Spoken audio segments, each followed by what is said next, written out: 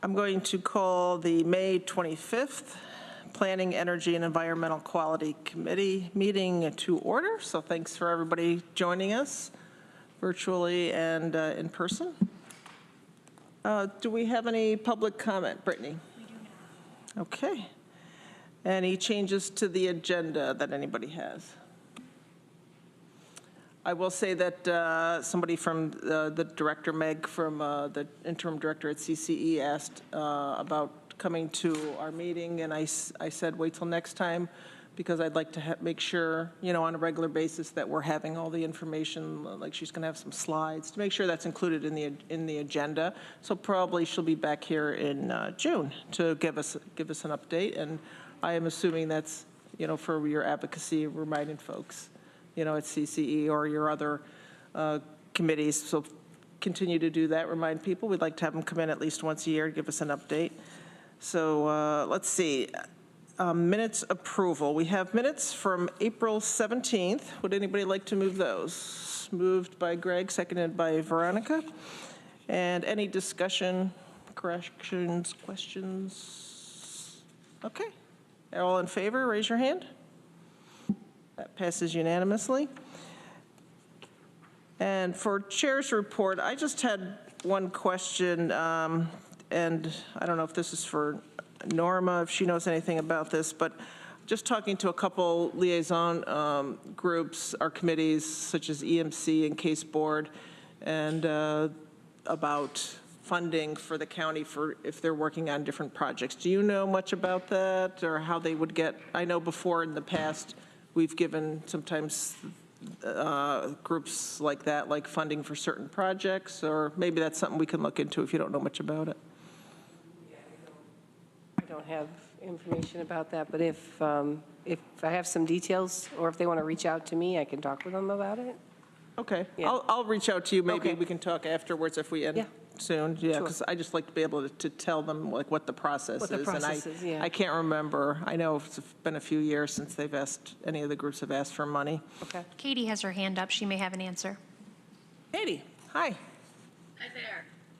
Typically, at least for the advisory boards, we staff, we ask them for their ideas for over target requests in June, and then we put those into the budget as we don't prioritize them. We just put them in as the advisory boards want us to put them in, and then the legislature can make a decision on it during budget time.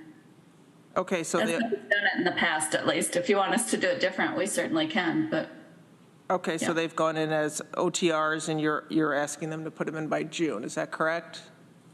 Yeah, we usually reach out to them in maybe May or June to start thinking about it so that we can meet our July deadline for budget. Okay. I know the EMC, Environmental Management Council, is sponsoring a statewide meeting or conference in September. So have you typically been able to do anything within the year if we wanted to try and get them a couple $1,000s to help with that, or is that something, or maybe we could talk offline? Yeah, we haven't usually done that, but it seems like that could be a contingent fund request or something like that just during the year, but I'm not, yeah, that's different than what I was thinking you were asking about, so. Yeah, because I think that's great that they're, you know, having that, the state conference here for the EMCs, but they just, I guess they didn't even think about, could they ask for money? And I'm just wondering, could we possibly help them with a couple $1,000? They didn't ask, but I just said it's a possibility and I'd look into it. So maybe we can talk more about that. Okay, thank you. And next we have County Administrator's report, and we have Norma Jane here. Do you have anything for us today? Yes, thank you. So I just wanted to inform the committee that we are working with we will be working with the HR department to post the Recycle Management Director position. So that is in process. And also hoping to bring information to the committee next month related to the fee structure fairness review team that's been started last year. And we're getting closer to having an actual report for you for this year. And that's for what? The fee structures for recycling. Fee structure. Yep. Okay. Yep. I heard B structures, but maybe I've been hearing about too much about, or not too much, but a lot about bees lately. So, No, fees. okay. If we have a whole, finance stream for bees, that's something maybe we'd be interested to know. Okay, so for fees. Any questions for Norma? Thanks, Norma. You're welcome. And moving right along, we have Department of Recycling and Materials Management next. And we have Leo here. So we have a capital payment summary report. And did anybody have any questions? They also have a resolution, but does anybody have any questions on their final payment or their capital payment summary report that's on package page 13? Okay, and then the next we have a resolution on page 14, and that's doc ID 11693, audit of final payment. The Scale Service and Supply Company Incorporated, scale replacement project, and it sounds like this is the final payment, right? Leo, so would someone like to move that, get that on the floor? That's moved by Randy, seconded by Veronica. And so, Leo, you want to tell us a little about how that's going, or the completion? Yeah, the scale project, that scale's been replaced now for probably a month or so. We did get all the closeout documents, lien releases, and everything's going really well. Just in time. The facility's extremely busy this time of year as the weather has gotten good, and yeah, everything's going well. Great. I go in there occasionally. It's nice to see that scale's done. Any questions or comments for Leo? Randy? I just wanted to say I was there Saturday and it worked great. Good to hear. Okay. Sure.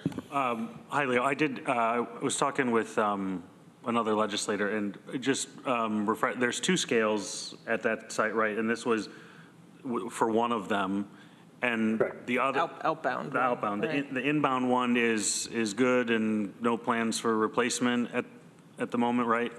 There is not. That scale, we're hoping it'll last another 10 years. So each one of them will be basically on a 20-year cycle after that. Okay, great. Just wanted to make sure I could follow up with that question. Thank you.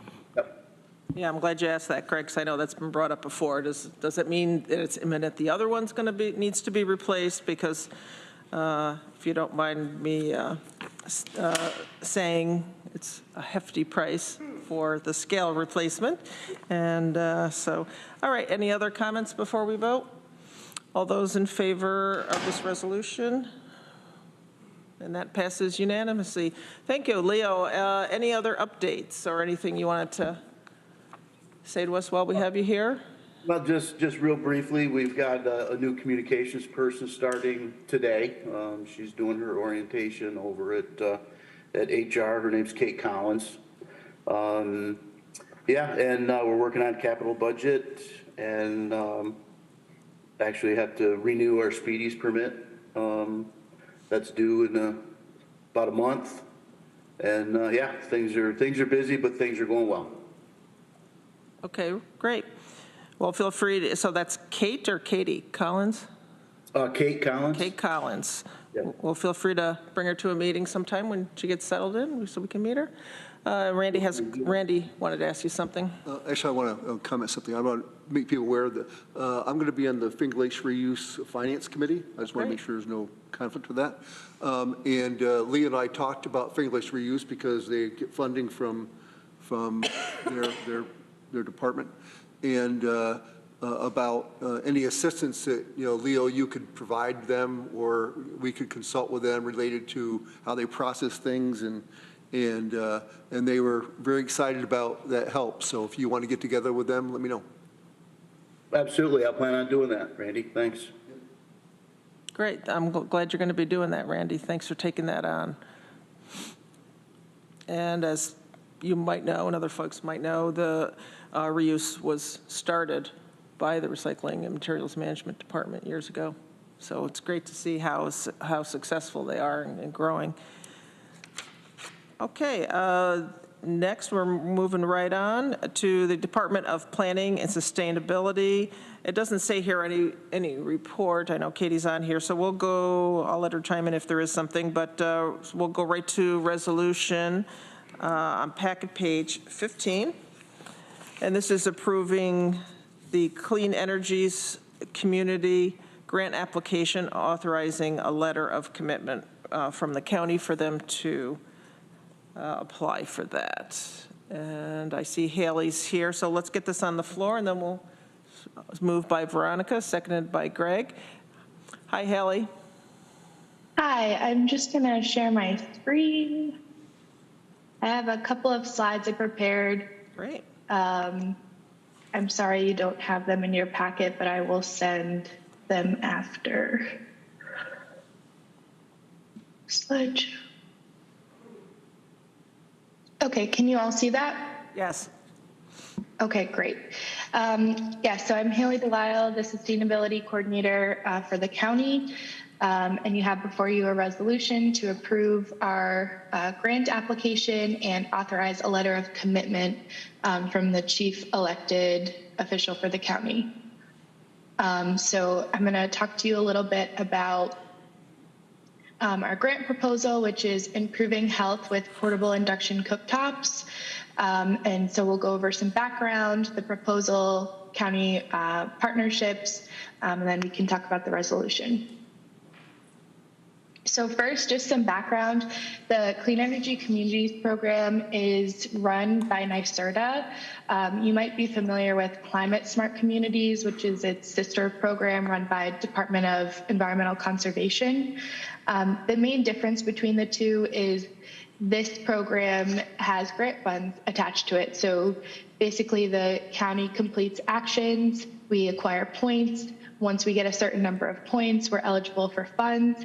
And then that's kind of the stage that we're at now. We're eligible for $30,000 and we have to apply for them in a way of either coming up with a custom proposal or going with their pre-approved projects.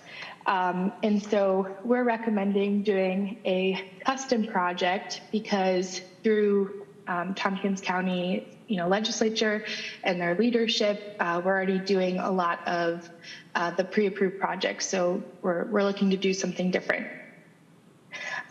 So when we were brainstorming some different ideas, we were keeping in mind the main requirement of the grant is to reduce greenhouse gas emissions. And, one of the big issues that the county is facing is electrification. And so we were thinking about what are some things that are difficult to electrify / don't really have the support or grant funds out there to introduce folks to them. And so we landed on electric cooking. And so wanting to get folks off of natural gas or propane. So kind of going more into that, there's been a lot of research that has come out about the harms of combustion appliances in the home, and so cooking in the home with propane or natural gas, and it leading to indoor air quality issues, as well as increased asthma in children and and elderly. And so that kind of led us to induction cooktops.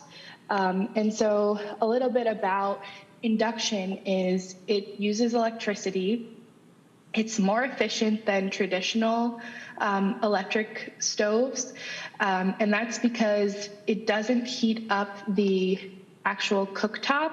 So you can touch the cooktop with your bare hand and it's not hot. It just heats up the pan. And it does that through by using magnetics. So the pan and the stove have to be magnetic in order for it to heat up. There's a bunch of added benefits to this. It's very fast. So you can boil water very fast. When you have like spillover, if something boils over, because the top doesn't get hot, it doesn't actually cook onto the stove like how a traditional electric stove works. So you can just simply wipe it away. And, you know, obviously you don't have the greenhouse gas emissions from burning in the homes. And so we'll go to the next slide here.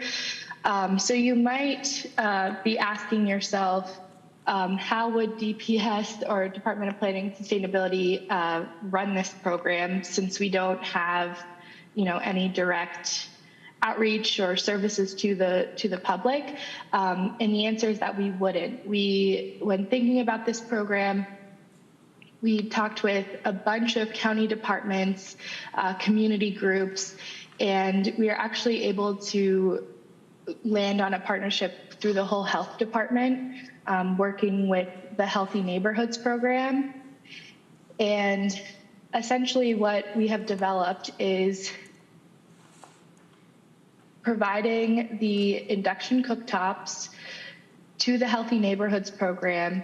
And so they actually already have an assessment form and a process that they do through this program, which is funded by the state, where they go into homes, assess indoor air quality issues. They'll look at like carbon monoxide, you know, a bunch of different things, lead poisoning, all of those things. And then they will provide goods or equipment to the homes to improve that.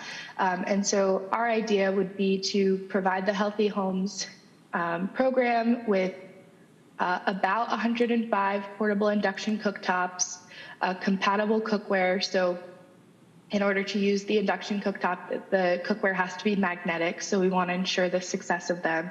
And then also some literature on combustion and, you know, indoor air quality, how to use the stove, and those kinds of things. So that would go out altogether through the Healthy Neighborhoods program. The eligibility of getting the stove would be the addition of one question to their assessment of, do you have are you cooking with a stove that uses natural gas or propane?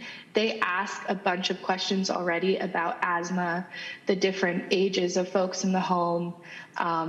You know, all of those things are already included. So we would only need to add the one question. And then about 6 to 8 months after folks had received the induction cooktop, they would be encouraged to do a survey. And then we're hoping to work with our other county staff, Rob and Dominic, to do some case studies and videos of the program to kind of show how it goes and provide some basis for replicability for other communities. Also, one thing to mention too with the Clean Energy Communities grants is we can continue to acquire points, and there are 2 other levels of funding that are available down the line.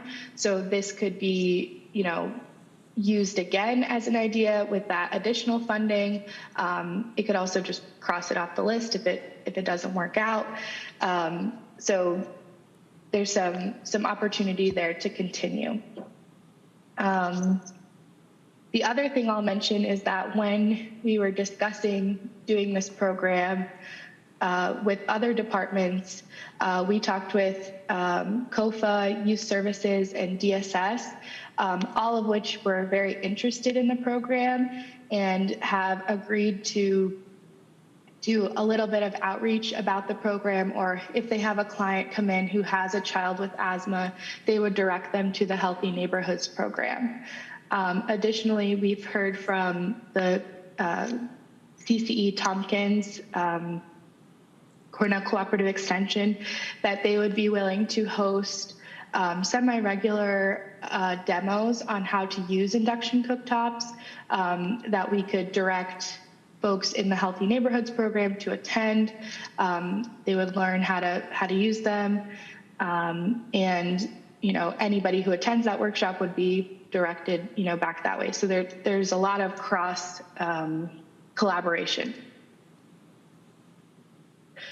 And then that's pretty much it. The main thing and why you have the resolution before you is that we need a letter of commitment from the county so we can apply for these funds. But I'm happy to take any questions you might have.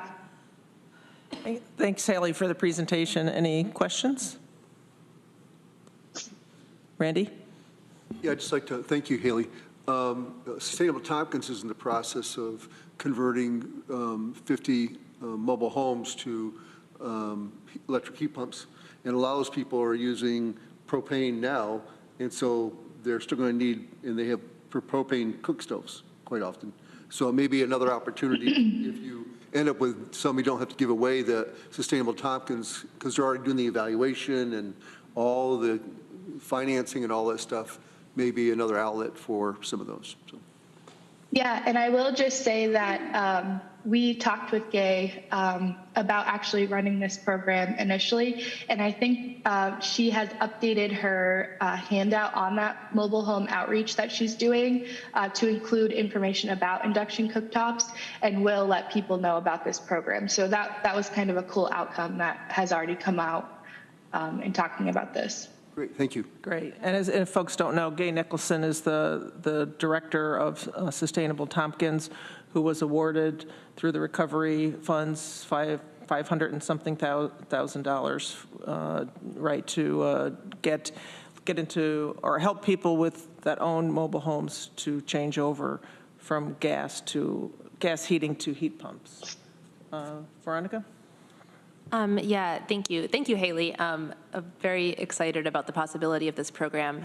After you shared it with us at the case board meeting last week, I was talking to someone about it who wanted to know who was concerned about this type of program leading to the physical items being given out, like the cooktops and cookware just sitting unused, if someone gets one and maybe is excited about it, or it super makes sense for them to use it, and then they just don't shift their habits over to using it, because that's just a very human thing. So have you thought about that, or is there any kind of follow-up on making sure, I don't know if it's making sure people are using it, or taking them back if they're not used, not out of a punishment thing, but out of a Reusing them? Pass them on if they don't making want sure they do get used, and that. Yeah, so, I mean, we haven't talked about taking them back, but I think that's something we could consider, if they're not getting used. One kind of thing in terms of follow-up is that, we want to we'll do a survey, because we're trying to estimate, the greenhouse gas emission savings from using the cooktops. And so in doing the survey, it's going to ask questions as how often do you use this? Are you, switching over from using your gas stove? And in the literature, we're hoping to describe the harms and, all of the benefits from using the induction cooktop to kind of, encourage use.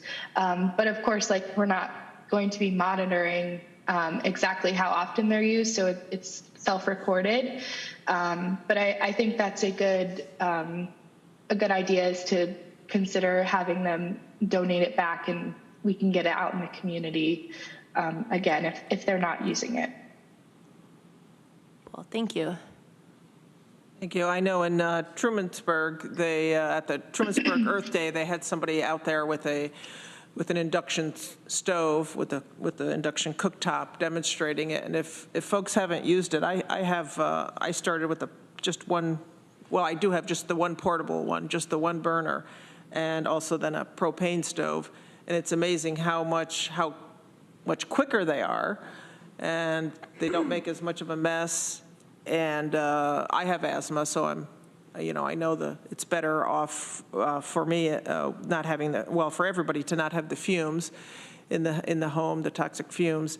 And also they produce less moisture in the home. So a lot of people have, especially with tighter homes, you have more moisture in the home cooking. So a byproduct of natural gas or propane, not just are the toxic fumes, but also moisture as the gas is burning.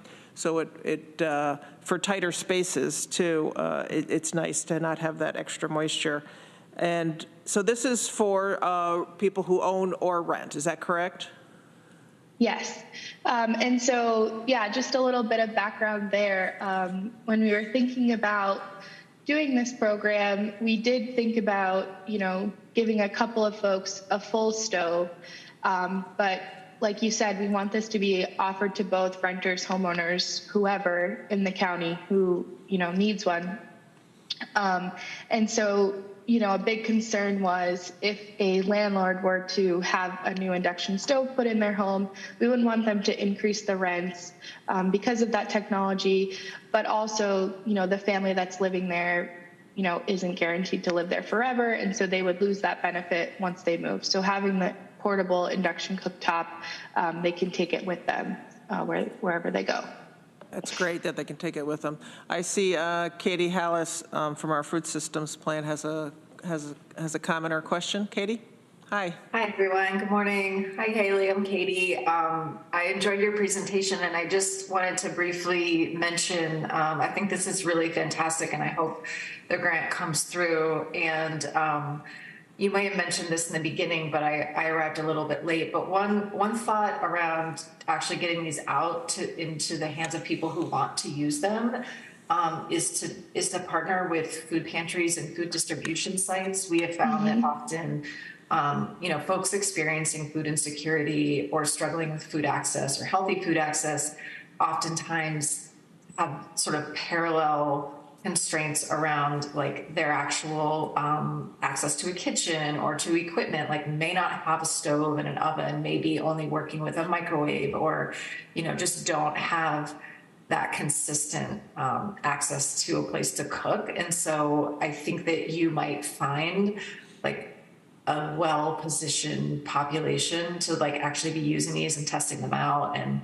also just be like really appreciative and grateful to have that as a resource. So I can send you a follow-up email, but I'd be happy to put you in touch with someone who is connected with all of the pantries locally and food distribution sites. And then one other thought, it sounds like you have a lot of really great potential partners for this, but Healthy Food for All is a local organization that provides subsidized CSA shares to low-income residents. And that might be worth talking with them because, with the CSA share, you have a population that's doing a lot of cooking or trying to. So I just wanted to mention that as well. Yeah, and I will just mention, we talked with Lee over at CCE, who's working on the hub, and she mentioned being able to hand out flyers about the program as she does outreach in the food lines. But I will take your contact as well. So we're definitely reaching out. Great, yeah, and I can follow up with an email. Sounds great. Okay, thanks, Katie. Thanks. Yeah. Great to make that connection. Any other comments, Greg? Yeah, thanks, Haley. I'm glad we're giving out the cookware as well, or proposing that as part of the program, because I know that is probably a barrier to some, to have that type of cookware that's compatible with this. So that as you're going through your presentation, that was sort of the first thing that popped in my mind, and I'm glad you guys definitely thought through that and addressed that, because being able to give something that's sort of turnkey is a great solution. So hopefully this all goes through and we can get these in the hands of the community. Thanks. And if you want to test your cookware, you take a magnet and you just take it and put it at the bottom of your cookware. And so I did that, and I found out about half of my present cookware is usable. Are you smiling, Norma? Have you done that test? You have an induction cooktop? How do you like it? Oh, I like it, except the pans are expensive, so, yeah. Okay, anything else? All right, so all those in favor of this resolution? Well, all right, that passes unanimously. Thank you, Haley. Anything else that you have for us today? That's it. Thank you so much, everyone. Well, thank you. I'm glad you could make that connection with Katie Hallis. Yes. All righty, and then next we have a report discussion, an update on the Municipal Parks and Trails Grant Program, and I believe that's Darby Kiley here with is that Taganic Park in the background? It looks familiar. Yep, got a little Taganic Park there. Hello, everyone. Darby Kiley here. Can you hear me all right? Yes, and that's on page, let's see, 19. Page 19 of your agenda packet. So welcome.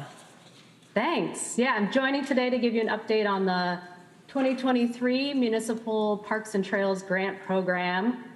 There's, like I said, 2-page memo in there that just outlines the information that came from the program guidelines. And then we provided the process that we used through the beginning of the year, and then the details on the 8 applications that we received and awarded funding. So I think last week the contracts all went out to the municipalities for their signing, then it comes back to us for signature and execution. So those are about ready to go and hit the ground for the projects. I know a lot of them wanted to get started pretty soon.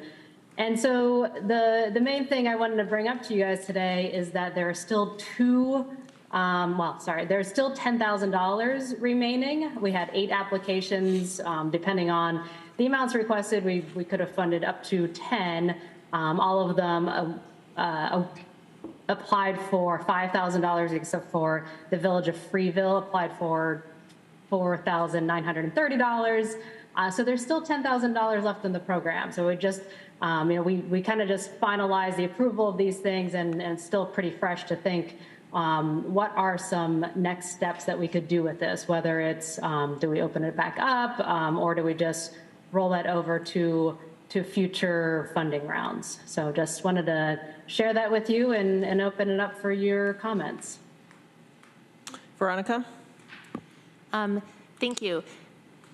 2 questions. One very brief question. On packet page 20 for the Town of Newfield description, it says they are providing fee Wi-Fi. Is that a typo? Must be, yeah. Free Wi-Fi. Okay, thanks. Just wanted to confirm. And then the other thing, it seems like there's like 16 municipalities in the county, right? Something like that. So there's really only like 8 entities in the whole wide world that are eligible for the rest of the money in the program. I'm curious what kind of conversation you've had with them. Like, have any of them like affirmed, we're not interested in this? Or? Well, I think you meant to say there's 16 eligible. You said 16 municipalities, and then you said 8 eligible, but. Sorry, you meant all 16 municipalities, 8 eligible to get additional funding, because 8 have already gotten 5,000 or close to it. Oh, so 8 remaining for the additional 10. Is that what you're saying? Yeah. Okay. I suppose Freeville could request another $70, but that seems a little silly. So yeah, like, according to the original guidelines, 8 municipalities are eligible to get some of the remaining $10,000. Right. So I never heard from any of the others to say that they were interested or that they just couldn't get the application in on time. So I do not have a sense of others that were, hoping to get this, but then just couldn't get an application in. So we don't know that there are projects out there waiting to be funded. I think there might be one in the town of Ulysses, but I could check on that. I was surprised they didn't apply this time. So that's a discussion you want to have, like, do we open it up, or do we just roll it over till next year? Is that what you're saying? Is that a possibility? Yeah, I think we wanted to bring it to you guys to have some discussion and help us decide what to do with the next steps with this program. If we want to open it back up, we could open it for a month, contact all the 8 remaining municipalities, and maybe at that point do it as first come, first serve. And we did evaluate the original projects, but it wasn't tough competition because it wasn't really a competitive process for this. Yeah, so I guess I'm wondering if that makes sense, and if some like proactive reaching out, I see you did a lot of reaching out already, but like specifically contacting people in the municipalities to be like, hey, do you have a project that this would work for? The something like that, or legislators could things help that. like, you and Annie, you just thought of a possibility in Ulysses, so is there a way to like follow up on that and see if there's leads? I'm kind of trailing off because I don't know how to administer a grant program, but. Randy? Both Newfield and Enfield did receive grants, and in their recent board meetings, they were all very thankful and you put the money to use. Newfield's been putting a lot of money into their park, and it's getting a lot of use. Youth activities and recreation has doubled since 2019. So I think there's and also their summer camps, all those things are exceeding capacity. So that's a good problem, I guess. I like the idea of a letter going to the municipalities that didn't apply for whatever reason and tell them they have until whatever date to apply. And if they don't, then I guess it either could be opened up to the people who are already applied or rollover. So I think a letter to the supervisor would make sense. And that is, you know, what they've done before. They've done a lot of outreach. Greg? Yeah, I'm trying to think how to phrase this best. I think all municipal leaders know about this program and the opportunity for this program and have been made aware of this program in advance of the remaining funds. So I don't necessarily know if we should chase grant applications just to spend the money, because if somebody didn't think it was a priority up until this point, like, I don't want to just put another $5,000 grant to somebody because they didn't think about it in time. I would be more in favor, and if I have misinformation, please correct me, but I would be more in favor of just reopening it up and saying, if there's somebody who wants another project for $5,000, submit your application by the state and, you know, give it to somebody who wants to do it rather than chasing somebody who didn't get information in time for a grant program that's, you know, been pretty consistent. Can I just ask a clarifying question? Do you mean open it back up so that like municipalities could go beyond the original $5,000 limit? Yeah. Okay. I see Katie's got her hand up. Katie? Yeah, I would just say, Greg, that's exactly why we brought this to the committee for discussion, because we figured it, you know, it is staff time too, I will say, for the money to be allocated. But we didn't know whether you just wanted it to go back into the general fund or do something different or do the tailored outreach. And so, yeah, so any guidance that you all can provide us would be very helpful. Thanks. I know at least for some municipalities, there's smaller organizations that run the parks. And so whereas you might send an email out to the supervisor, are they always getting a hold of that little organization? We don't know. So I just want to say, it's just a little perspective that I had. Susan? Yeah, I think in some organizations, there's a desire, but they may be behind in work, or they have so much, they can't get to it, and they get to a point where they say, well, we'll have to wait till the next time. So I'd be in favor of, if we know of municipalities that were interested but maybe ran out of time to apply, I'd be interested in knowing. Maybe you could follow up with, you know, you had said you thought that Ulysses was interested, so.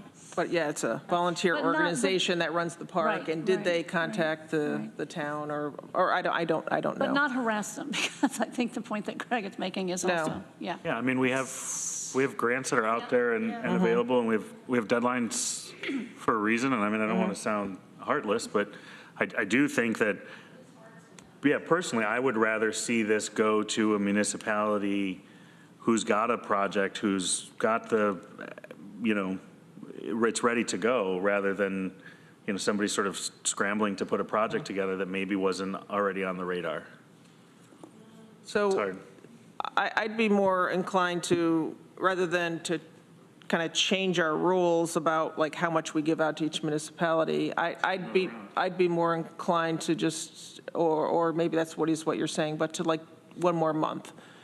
Just to leave it open for one more month, and like one more, you know, email like you usually send out, Darby. And if any of us know, you know, we could say that at the legislature meeting tomorrow, I can bring that up, or if you want to send something out to the legislators, if they know of anybody, they'll have one more month, do some, and we could do outreach, not necessarily you having to do a lot more. And then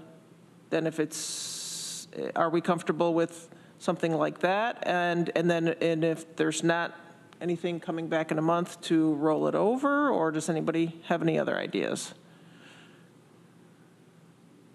That sounds good, and I think rolling it over is fine. I'm happy with rolling it over. Let's go ahead, Nora. I had to look from Craig. And I asked if we can roll it over. Can we roll it as long over? as it has to be acknowledged at the end of the year to be able to move it forward, make sure that they've done the journals to move it forward. But yeah, it can happen. Okay. So are folks comfortable with that? So we would be extending it to one more month for those that have not. Can you use your mic? Yeah. So we'd be extending it for one more month for those that didn't. Well, it's the same program, because if you can only get one grant per year, so it would be to just, Yeah, or you could say you could only Extending get the one grant deadline. per round, but I mean, I guess it's how we interpret this, right? I think that's already in the rules. You get one grant per round, right, Darby? Correct, yes. Yeah, so that's already in there. It would just be, so are we correct, Darby? Is this something that we could suggest or give back to you, is to say, open it up for one more round for 1 month? Yep, that makes sense. And then I'll look at rolling it over. Any money that's left? Well, clarification question. Is this going to be a new round or the same round with an extended application period? Darby? I would think the same round with just an extended application period. Just, that does get a little bit more, Katie's authorized to approve grants up to $5,000. So then if we're adding on to the others, that does seem a little bit more complicated. So I think it would be for folks who had not applied yet. Okay. All right, do we have a consensus on that? Okay, so we have a consensus on that. Is that, do you need anything else, or is that clear enough? That's, I'll make sense of that. Thank you. I appreciate your input. Thank you very much, Darby, for administering that. And I know the village of Trumansburg, for their water tower park, there's not a lot of amenities there, so they're excited about being able to put convert their lawn to a pollinator garden. Bee friendly. Yeah, it was a really diverse list of applications and all just some different things that we saw from previous years. So it's kind of exciting to see the municipalities moving different projects along. Thank you. Anything else, Darby? Nope, that's it. Thank you. Thank you. Let's see. All right, before we go on to the Food Policy Council, while I'm thinking about it, driving around the county, I've seen a lot of people who aren't mowing their lawns. I typically mow my lawn this time of year. On Swamp College Road, we have a lot of water, so getting behind on mowing can be very tricky. But I see a lot of people not mowing their lawns. I was just driving through, for instance, Cayuga Heights, and my mother-in-law was questioning, like, why aren't people mowing their lawns in this nice neighborhood where they typically mow their lawns? So I was explaining to her, a lot of people are doing, if you haven't heard, No Mow May, to help, because a lot of the pollinators, whether it's bees and birds, a lot of the plants now give them what they need to be able to survive for the rest of the year. So if you're seeing your neighbors or yourselves not mowing. Okay, Katie. We have Katie Hallis here, and so the next thing we have is the Food Policy Council update, and Katie did provide us with, let's see, it's packet page 22, so we can follow along here. How are you, Katie? I'm well. How are you, Ann? Good to see you. Everyone? Yeah, good to see you too.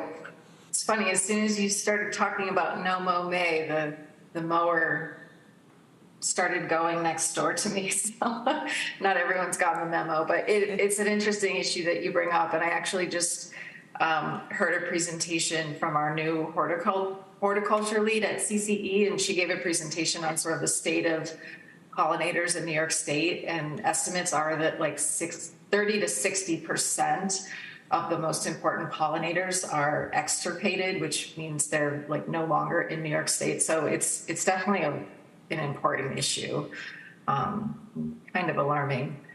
But of course, that's not what I'm here to talk with you all about today. So I'm going to share my screen. Bear with me 1 minute here. And while you're doing that, I would just want to amend what I said before. I'm leaving parts of my yard, but not, I am mowing certain parts. But it's really interesting to watch that there's certain parts of my yard where I get more of the bees and the other insects and the birds. And so I'm trying to leave the ones that they frequent more. It's right near our pond. They seem to be hanging out more. Yeah, it's always, it's like a lifelong practice to try to figure out how to coexist. Humans and insects and animals and plants. Katie, before you get started, is Don Barber supposed to be on here with you to present? Because I tried to promote him to a panelist and he declined. It wasn't the plan for us to co-present, so he might, if he's here, he might just be listening. Okay, I just wanted to make sure. Thank you. Yeah, thank you. Okay. I'll jump in. Thank you all for having us. I'm here to talk a little bit today about some of the work we've been doing since we presented and you all accepted the food system plan back in July. So we're kind of officially into the implementation phase of the food system plan.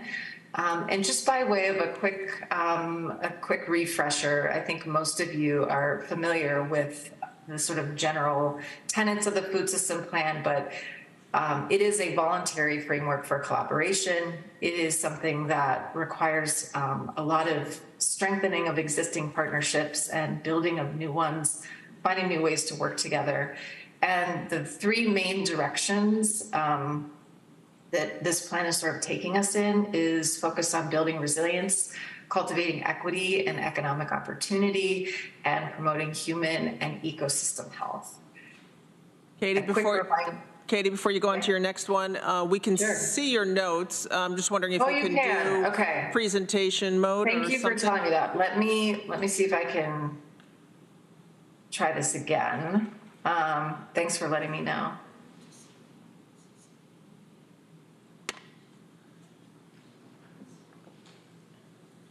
How about now? That's perfect. Thank you. Okay, great. Thanks.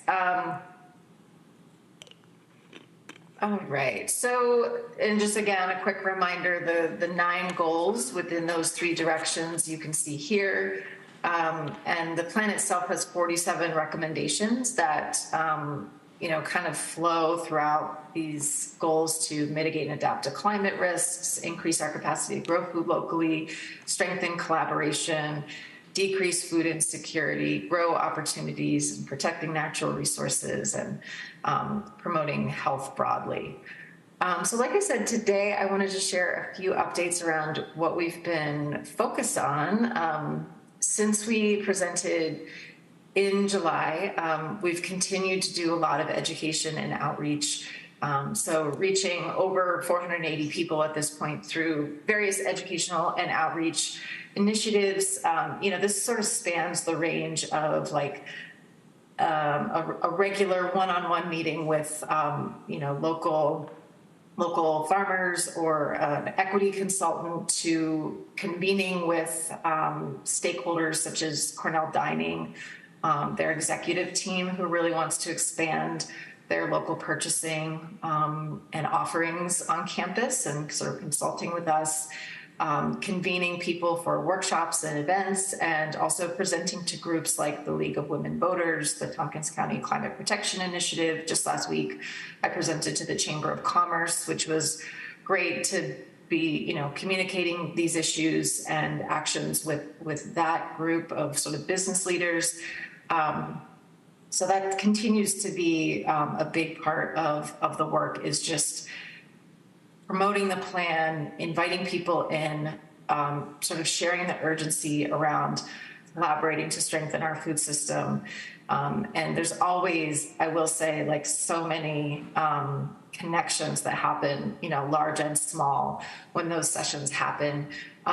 We also continue to be, in addition to really letting the plan sort of guide our work, it's also been really important to be responsive to community requests, needs, and trends. And so a really big trend has been around fundraising and grant writing support. And in the last couple of months, I have worked on over a dozen grant applications for community partners. So not for our work, but supporting new, smaller, BIPOC-led, lower income-led initiatives who often are under-resourced, don't have as much experience in this realm. So, I've done everything from kind of like ghostwriting grant applications to, supporting the process, helping people research and discern whether an opportunity makes sense for them.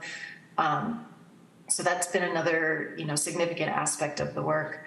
I've been planning and designing the Food System Summit that will be happening in the fall in September, and I'll talk a little bit more about that in a moment.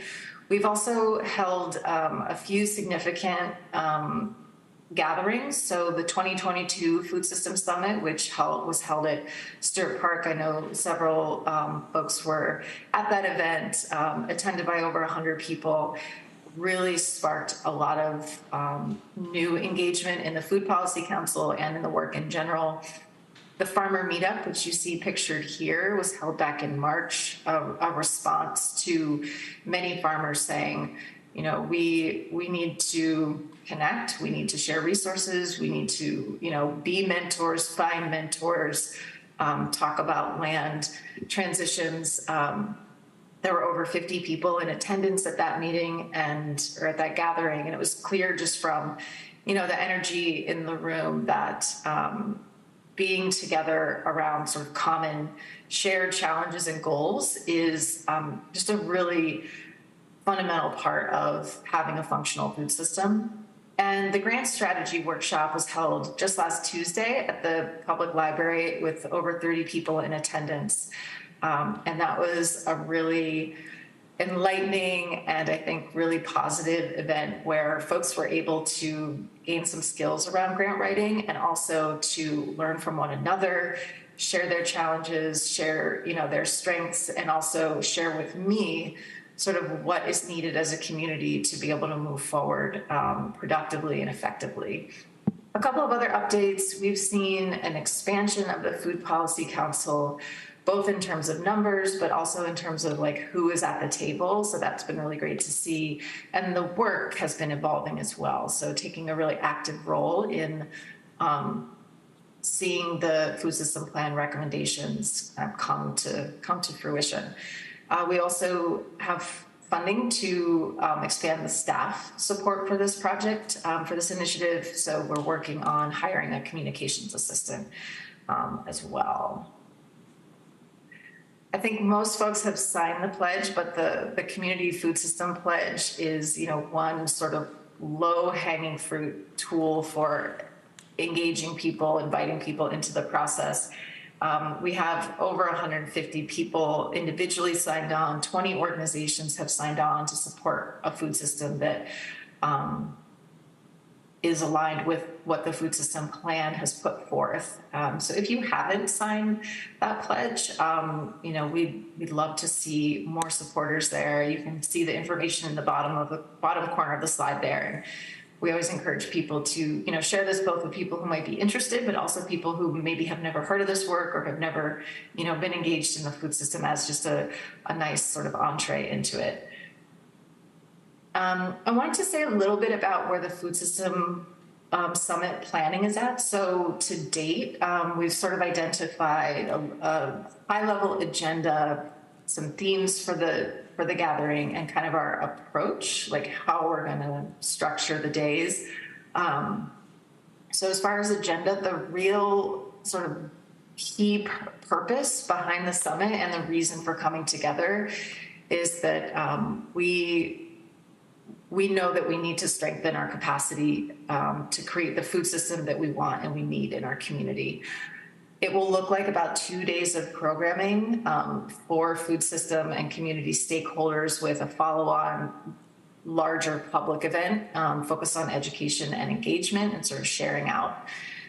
The themes, kind of what we'll be focusing on, will be advancing the food system plan. So really targeted strategic sessions, on specific recommendations with the relevant stakeholders at the table to kind of check in on progress and talk through what needs to happen going forward, setting goals, that sort of thing, identifying roles and responsibilities.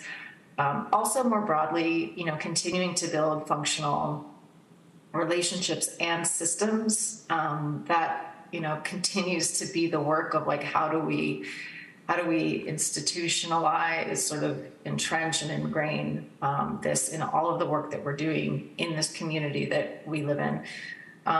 Also to expand engagement in the food system. So, we're planning to invite people to the table to sessions who haven't historically been in these conversations, at these tables, folks who definitely have a role, but maybe haven't thought about what that role is yet. And also then, the other theme that's really emerging as a important one is how do we resource our food system?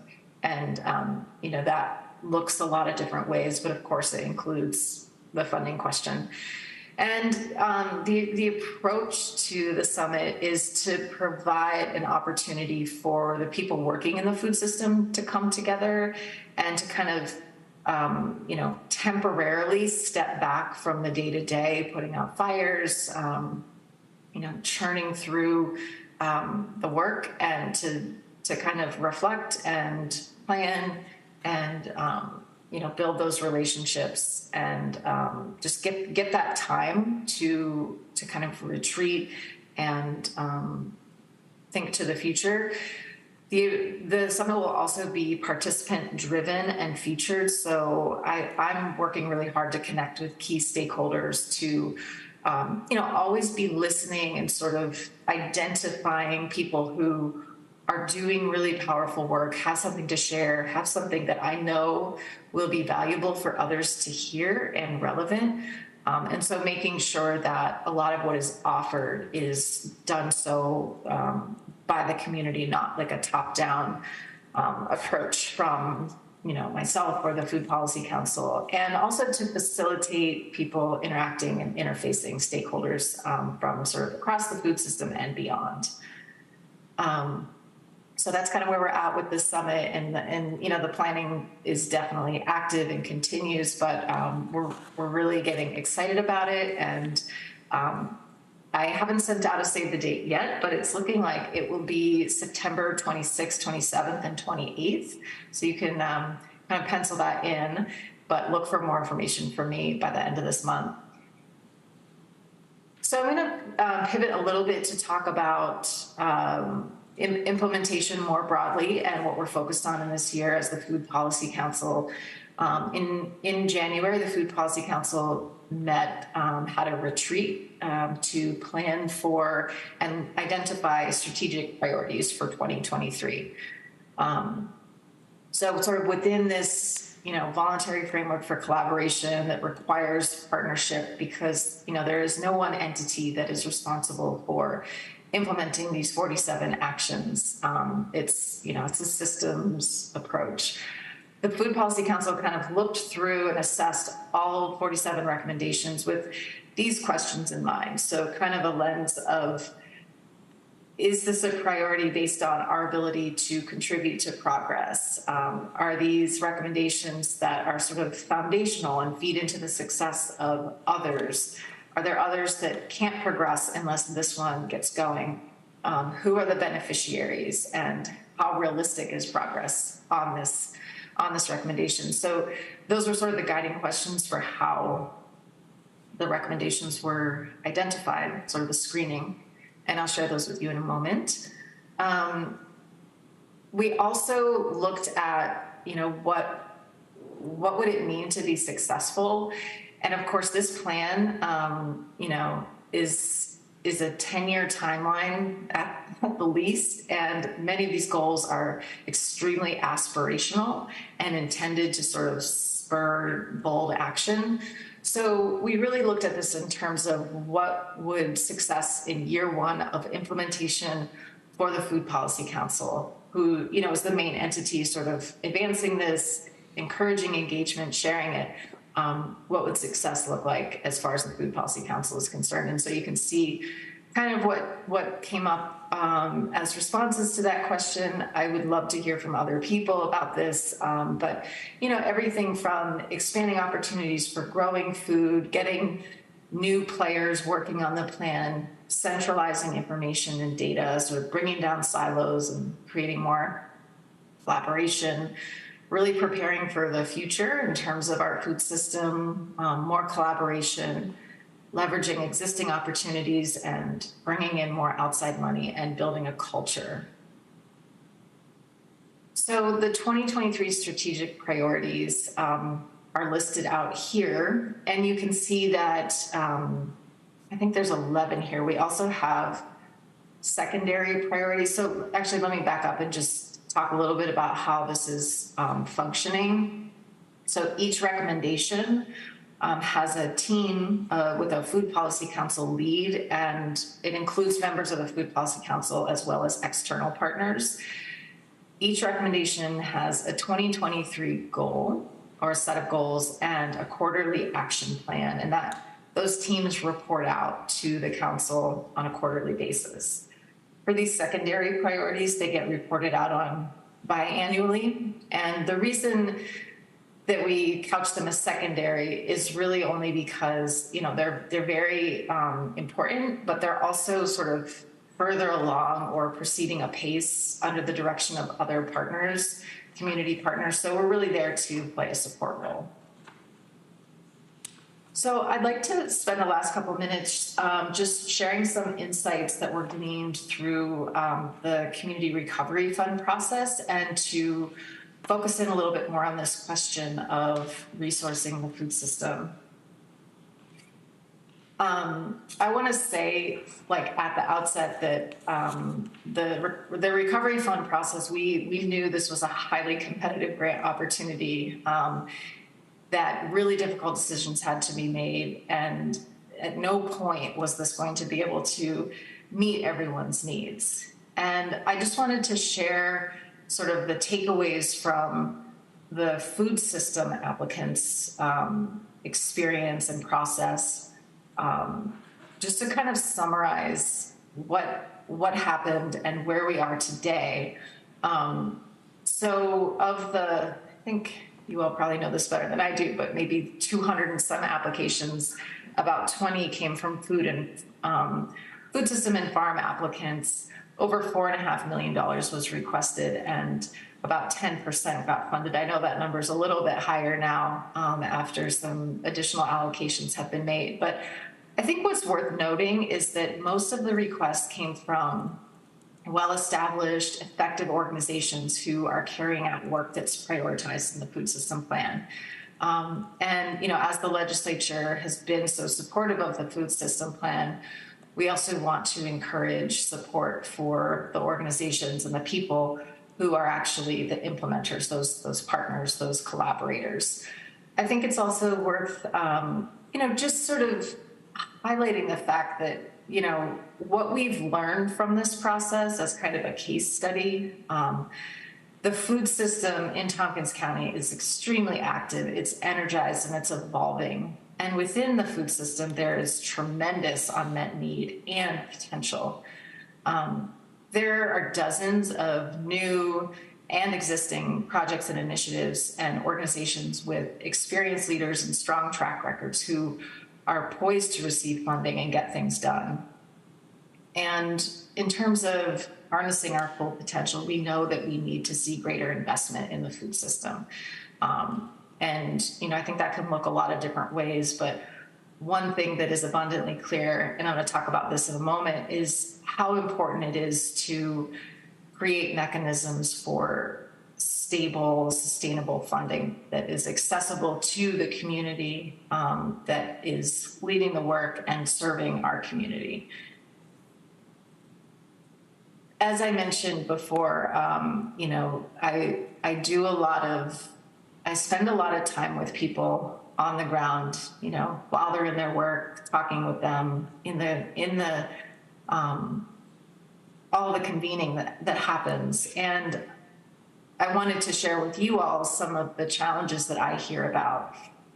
And perhaps you could substitute like any sector for food system, you know, funding challenges. But what I know and what I experience, I want to talk to you about here today. So the inundation of opportunities is something that a lot of people are grappling with. More funding is available today, maybe more than ever, with opportunities being made available through the Biden administration, just billions of dollars coming through the USDA to fund everything from organic transitions to land access for BIPOC farmers, to farm to school. There is it's like a drinking from the fire hose type of experience. And I will admit that it had really been my hope, as, you know, in my role, to be someone who follows and tracks and researches and filters and shares and supports community partners on connecting with those opportunities. And very quickly, I got consumed by that and realized that it couldn't be in the scope of my work because it could be a full-time job to do that work. And so there is just a huge amount of missed opportunity and funding left on the table, because the ability to go after these opportunities, to sort of discern if they're worth applying for, to do the application itself, to administer the funds, to report, it's such a heavy burden on so many organizations. And for what I'm here to talk to you about today, you know, the food system, many of the people, especially in agriculture and especially in food access and food security, these are folks who, you know, might be working 2 jobs just to stay afloat, or these are tiny organizations run by, you know, retired women volunteering for their church. So there's just a huge gap here, and also I think an opportunity. I think we all know that applying for grants is just a significant drain on human and organizational resources, and it requires a skill set that gets built over maybe years, but probably decades, and definitely the span of careers. And there are a lot of folks who are doing the work and they do not have that skill set, at least not yet. And so that's a challenge as well. Locally, we know that there's unfortunately competition for limited resources, and that the scale of work happening here in our food system is not necessarily on par with the resources that are available locally. And it's challenging because, you know, we are really focused on promoting collaboration, and all of these organizations want to collaborate. They know they need to collaborate, and that all of the work would be strengthened in doing so. And unfortunately, with such limited amounts available, competition is just, it's sort of like where, folks end up competing, and that's unfortunate. Equity and accessibility is a big issue. I talked a little bit about this before, but it's definitely true that, you know, folks who are sort of already in the pipeline stay in the pipeline, and the work that we want to see happening, led by the people that we want to lift up, so often are excluded from these opportunities. The administrative and reporting requirements are prohibitive at best. That's, I feel like, generous to describe it in that way. A lot of groups locally want to find ways to bring in outside money, but it's harder because when you're serving your community, you don't necessarily fit national funder interests. It takes a little more work. And, you know, just one last thing, this is not an exhaustive list, but we are seeing, especially in the food system, but I think elsewhere, an evolution within the structures of organizations as well as their boards, where boards used to be comprised more of people who could bring a skill set, an expertise to the organization, whether that be finance and accounting or access to, just this arsenal of potential donors. We're now seeing more organizations whose leadership reflects, the community that they serve, whose board is more reflective of the communities impacted. And folks there's not as much capacity necessarily to lean on people to do that fundraising for free, or, who even have that skill set. So that's kind of another very nuanced, but very relevant concern. I think a key point that I just would like to, kind of wrap up on and, share with you all in terms of how I'm thinking about this and what we're trying to figure out is that funding one's organization, funding one's projects, it is a job. And, we know and we see organizations like Hugo Health, INHS, the Racker Center, the Southern Tier AIDS program, so many more. We've got these boards who can contribute so much expertise. We have, there's development people on staff whose job it is to find the relevant grant opportunities to apply, to administer, to report on. And I see so many organizations and people in the food system who are just sort of buried under the weight of that and sort of excluded from so many opportunities because that foundational support just isn't there. I think that we need a mechanism that explicitly funds food system plan priorities by putting dedicated funding on the table at appropriate levels for sustained timelines. So, we need to, as a community, move away from organizations who are all volunteer run, just sort of scrabbling for 1 year $10,000 awards that don't come close to funding the work. The work of feeding people. We need programmatic funding to see these projects implemented, projects that support the food system plan goals. And, because it's not a singular entity that's doing this, we need to support and fund a multitude of organizations and groups and create cohesion among them. So a more streamlined, effective, and an efficient structure that supports organizations and farms in resourcing themselves is a question that we are really grappling with right now. I want to leave you with just something that was shared at the workshop that I facilitated last week, just that I think encapsulated so much of what was being felt by the people in the room. And in closing, I just want to thank you again for your ongoing support of this work. It's been, I think, a really, there's been so much learning this year and so much possibility around what we might do going forward to better support food system partners and to sort of realize, I think, some of the vision and goals and hopes of so many of the people who are just working so hard and doing transformative work in our community. So I'd love to hear your questions, your ideas, your concerns, and any thoughts you have on how we can strengthen our food system. So thank you so much. And I'm sorry if I went longer than I was supposed to. No, we had flexible time today, so I'm glad we did since you were on our agenda for today. I know on the times in the past we've had to say hurry and get through things, so we did have more flexible time. And thank you, Katie, for a really thorough presentation talking about what you've been working on and the challenges.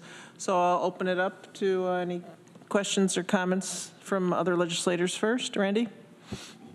Yeah, I'm the liaison on this in this group, and it's been a pleasure to be a part of it. And as Katie mentioned, the Food Policy Council group is growing with a lot of qualified people, and it's good to see.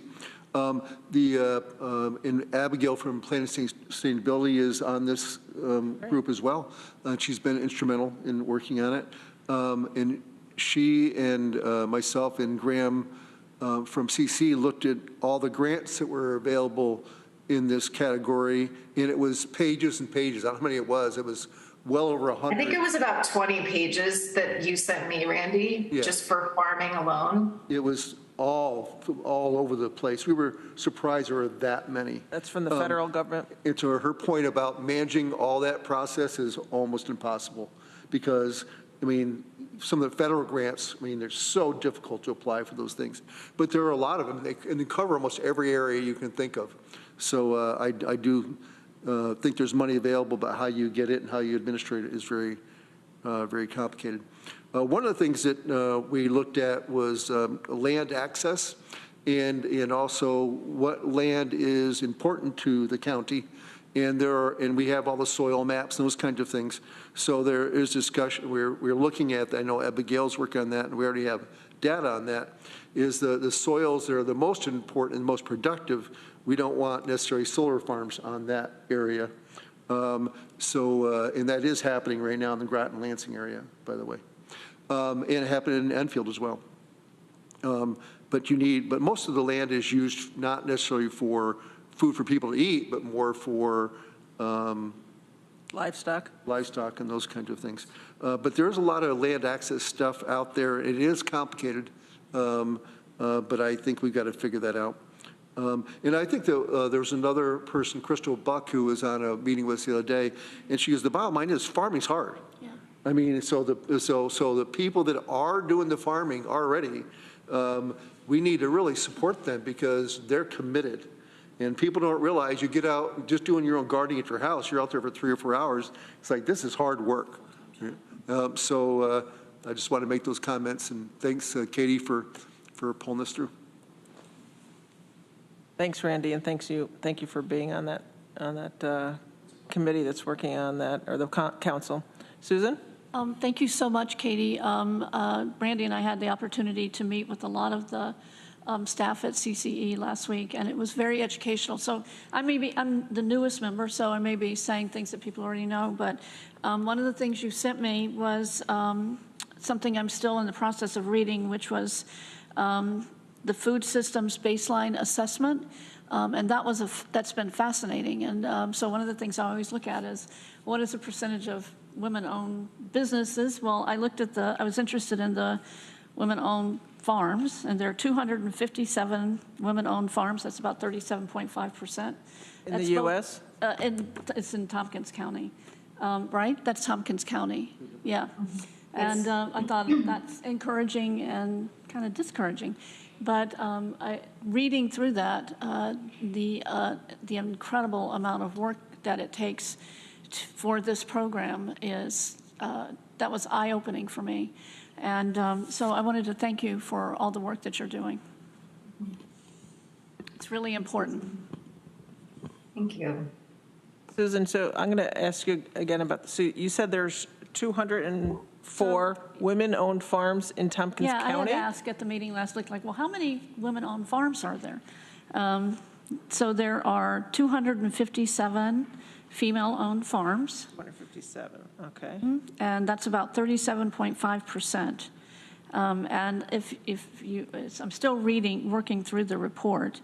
It was a report called Production Food Systems Baseline Assessment, and it has incredibly valuable information about what's happening in the county.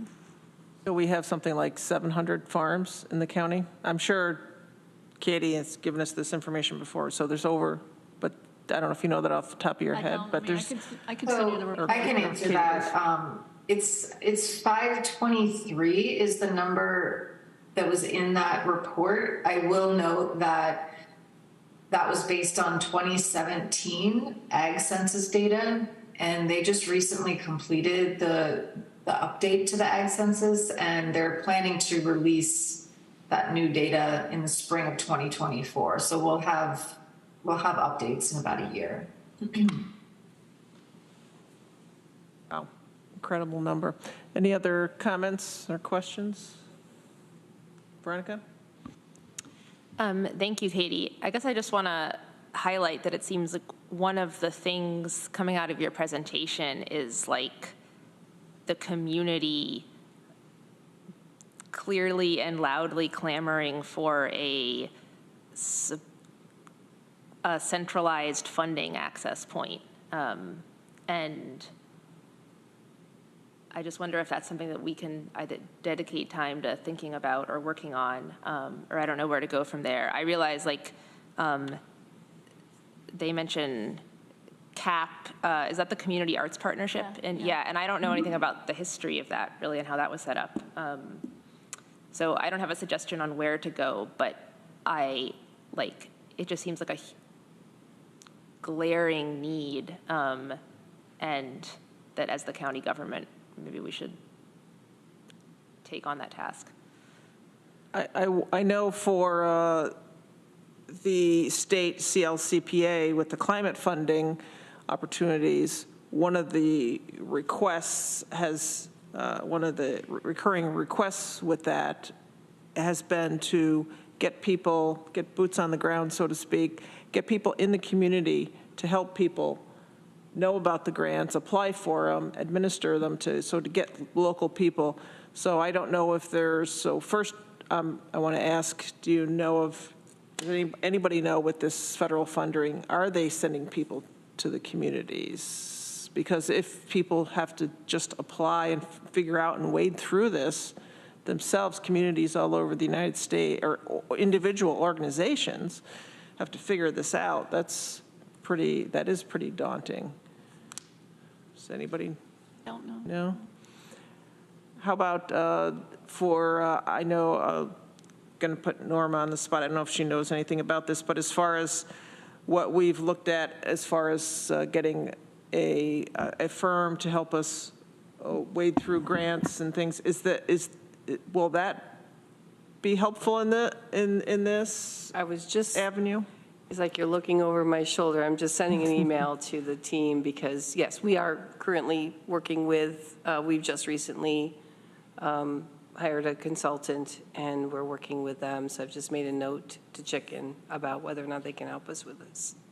Okay, because I know that has been, so I don't know if you know about that, Katie. We put money in our budget for this year to hire a consulting firm to help us with grant funding opportunities, because I know, at least from my perspective, and I can't remember exactly all the conversations, but what my remembering on it is for the county and for the organizations in the community trying to wade through this, knowing that this money was going to be coming up, we knew we needed help, that we couldn't even do it here at the county. We didn't have the bandwidth or the staff.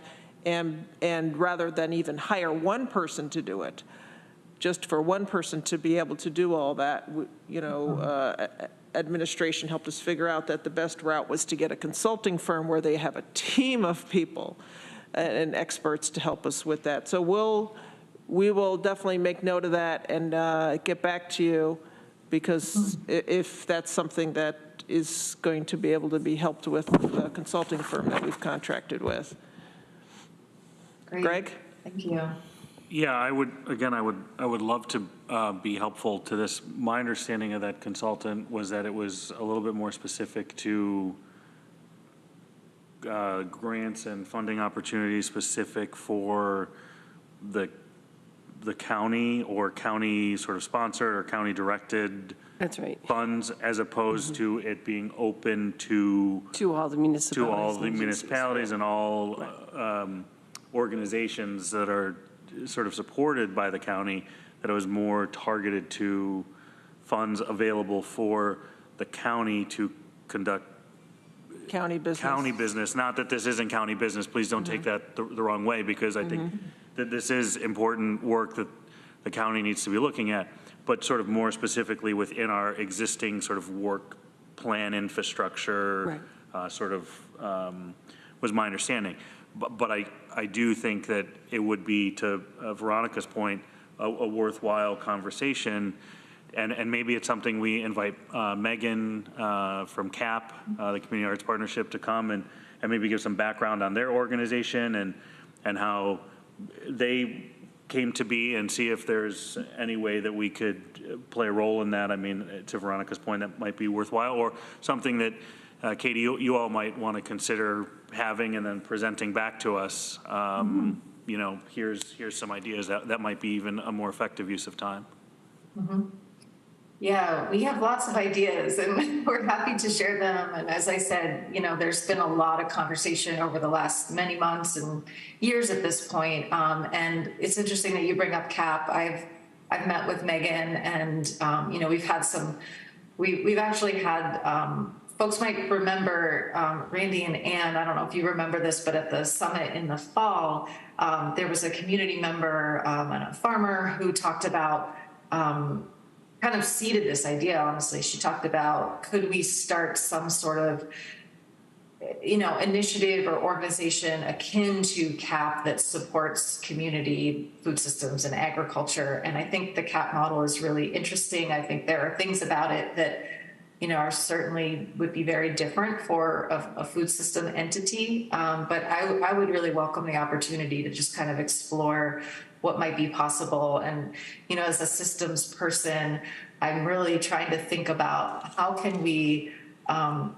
support like all of the organizations or many of the organizations with some sort of, you know, programmatic intervention or, you know, solution or opportunity. So I think it would be a really worthwhile exploration. Okay, so that's something we can follow up with. And so thank you for bringing that to our attention. I wish we had a quick and easy answer for you. But I'm really glad that you were able to, you know, help boil down all of this information to, including, you know, looking at the recovery grants and also boiling down what are some of the chief things that you need help with. So thank you for doing that, and we'll continue the conversations around that. Anything else that you had, Katie, or anything else for her? Thank you very much, Katie. I appreciate you coming today and giving us this report, and we'll stay in touch. Okay, great. Thank you all so much. Thank you. Really appreciate the time. Okay, next we have committee member reports. Anybody have any reports from their liaison or activities or anything else they've been doing or hearing about? Veronica? This is not a report, but a question that is maybe just a dumb question. The other day at a different committee, when the planning and sustainability folks reported on the broadband study, we were talking about possible grants for that, and I asked, because I couldn't remember, like, didn't we put money in the budget for some sort of grant-getting consultant, and could that person work toward this? And what I recall people saying was that the consulting group that worked on that study, they were like, that was that. But now I hear that maybe that hasn't even started yet, and we're going to hire another grant consultant. So I've clearly lost the thread here. Can someone remind me what's going on with that budget money for helping the county get grants? Yeah, if I can. Yeah, so the consultants is going to do, it's two things are helping the county with. This is One is grant consultants. The grant, yes, Okay. Thank you, the grant consultant. One is they're going to help the county develop a process, you know, a better process just to manage grants and find grants and such. So that's part of their scope of work. And the other part is, as Greg said, primarily looking for opportunities and helping the county build its infrastructure to be able to apply for those grants. The long-term goal, I believe, is not necessarily to have these folks continually writing grants. It's to help the county help itself to be able to manage these grants and write them. So that's the plan right now. That's the work that the consultant is doing for us. I put a note on that for the team to kind of keep this in mind, that these are the types of opportunities that we might be interested in sharing, but the consultants are really there to help us help ourselves. Okay, and so the consultants, this is like a specific group of people that's already on board with us? We're just working through the details. Just did an RFP and just have an agreement with the organization, but if I'm correct. We haven't started like begun- actually working correct, with them, we have but not begun the work yet. we got the money, we did the RFP, and we have them on board to start, right? Right, yeah, we've chosen a consultant, but we haven't moved forward at this point. Katie, you have your hand up? Katie's part of the team, so. Yeah, I just wanted to respond, Veronica. So we had anticipated in this year's budget that we would need both technical consulting help as well as potential grant writing help from broadband consultants. So that was a whole separate thing that we put into the budget this year, is funding for that. Okay, thank you. Okay, so at that other meeting, I was asking about this thing that Norma was talking about and not aware of the broadband consultants. Yeah, and I think I communicated poorly. I apologize, and thank you all. No. Katie, just to clarify, sorry, Ann, if I may. Go ahead. Katie, just to clarify, the broadband consultants that we saw at HED last week, last week, they remain engaged with us to look for funding opportunities, or their engagement is after their deliverable, which we saw at HED, is their engagement complete? We need to revisit that topic, actually, because I believe we are using remaining funds from the 2022 budget right now to pay their services. So the intention was that we would retain a consultant to help us apply for the grants, because they're pretty technical in nature and difficult to apply for. So we'll be, there's another set of money that we asked for in the budget for 2023, and we'll be taking a look at that when the 2022 funds run out. Got it. So just to, I think, clarify, broadband grant opportunities is completely separate from sort of the general county administration, planning department grant seeking opportunities that the legislature put in the 2023 budget. I mean, there could be overlap, but there's so much need for other county departments. I don't really, I would hope that we could use the funding already allocated for Broadband. Consulting services for broadband. Is that clear? Clearer? It was clear slightly before you talked. I wouldn't say that it's necessarily clearer now, but thank you. Okay, any other questions or comments on that? So yeah, let's keep the conversation going about the grants for as Katie Hallis brought up, and that's been brought up before. As she said, you could take that, her talking about the grants with any topic in the community, any need in the community. So let's keep that conversation going. Anything else from committee members, or anybody else in the meeting? Okay, all right, so I'm going to call us adjourned at 11:37. Thank you, everybody, for joining us today, and thank you, everybody, for participating.